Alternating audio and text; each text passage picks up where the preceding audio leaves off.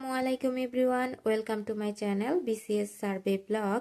আমি আমার গত ভিডিওতে আপনাদেরকে বলেছিলাম যে আমি প্রাইমারি শিক্ষক নিয়োগ পরীক্ষার জন্য আমার নিজের জন্যই সাজেশন তৈরি করব, কিন্তু আমি সেটা আপনাদের সাথে অবশ্যই শেয়ার করব।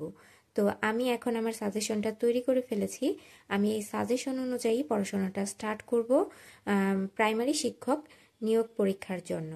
তো এখানে দেখতে পাচ্ছেন আমি 5 স্টার, 4 স্টার, 3 স্টার, 2 স্টার এভাবে করে করে সাজেশনটা করেছি। 5 স্টার হচ্ছে এখান থেকে অবশ্যই একটি প্রশ্ন কমন থাকবে, তার সাথে একটির অধিকও থাকতে পারে।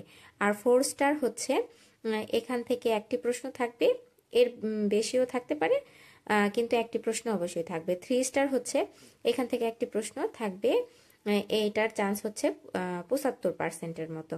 তো এরকম করে করে আমি বিগত সালের প্রশ্নগুলো মানে দেখে ঘেটে ঘেটে আপনাদের জন্য সাজেশনটা তৈরি করেছি।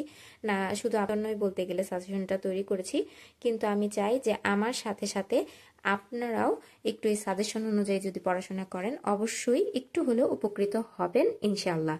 তো দেখুন আমি সাজেশনটা যেভাবে তৈরি করেছি, আপনারা চাইলে একটা স্ক্রিনশট নিতে পারেন। আমি দেখুন আপনার খাতায় লিখে রাখতে পারেন।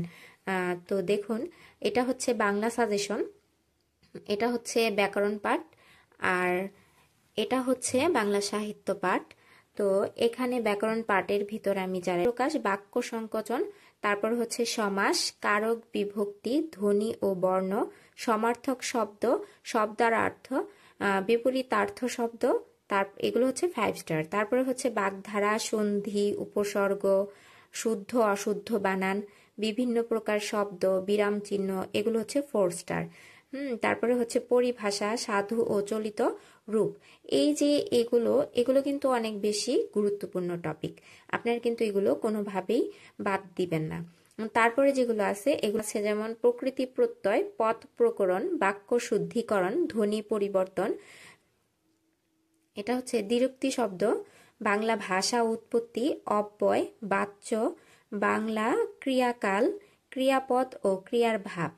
এগুলো থেকে বেশি একটা প্রশ্ন করা হয় না, তবে এগুলো কিন্তু বাদ দেওয়া যাবে না, অবশ্যই আপনাদেরকে একটু দেখে যেতে হবে।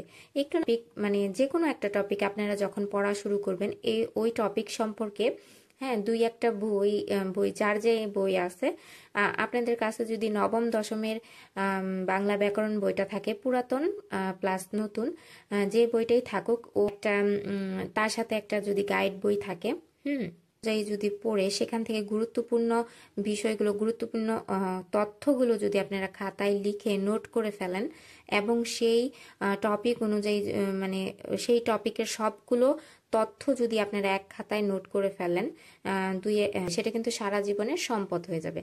যেমন আপনারা সেটা যদি যে কোনো পরীক্ষার জন্য মানে আপনার একটা টপিক যদি ভালো করে পড়ে রাখেন, যেখান থেকে সেই টপিকের যেখান থেকেই প্রশ্ন করা হোক আপনারা কিন্তু সেটা পারবেন। তো একটা টপিক আপনাদের সময় লাগুক, যে কয়েকদিনই সময় লাগুক, কিন্তু খুব ভালো করে পড়বেন। আমি তো তাই করি, তাই আপনাদেরকেও বললাম।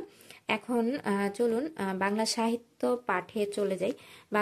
বাংলা সাহিত্যপূর্ণ কবি ও সাহিত্যিকদের রচিত গ্রন্থ, এটা কিন্তু খুবই গুরুত্বপূর্ণ বিষয়, এখান থেকে কিন্তু প্রশ্ন আসে। আর বাংলা সাহিত্য থেকে কিন্তু 2024 সালে অনেক বেশি প্রশ্ন করা হয়েছে।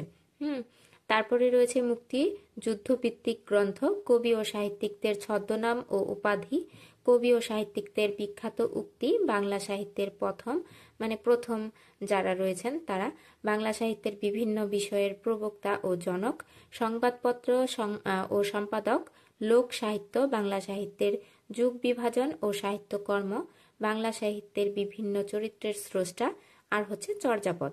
এগুলো কিন্তু বাংলা সাহিত্যের অন্তর্ভুক্ত।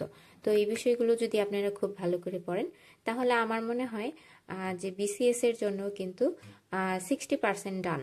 হ্যাঁ, তো আশা করছি আমার সাথে সাথে আপনারাও এগিয়ে যাবেন, এই কামনা, শুভকামনা সকলের জন্য। তো আজকের মতো এতটুকুটি, সাবস্ক্রাইব করে রাখবেন পরবর্তী ভিডিও পাওয়ার জন্য, এবং অবশ্যই লাইক কমেন্ট শেয়ার করবেন। আজকের মতো এতটুকুই, আল্লাহ হাফেজ।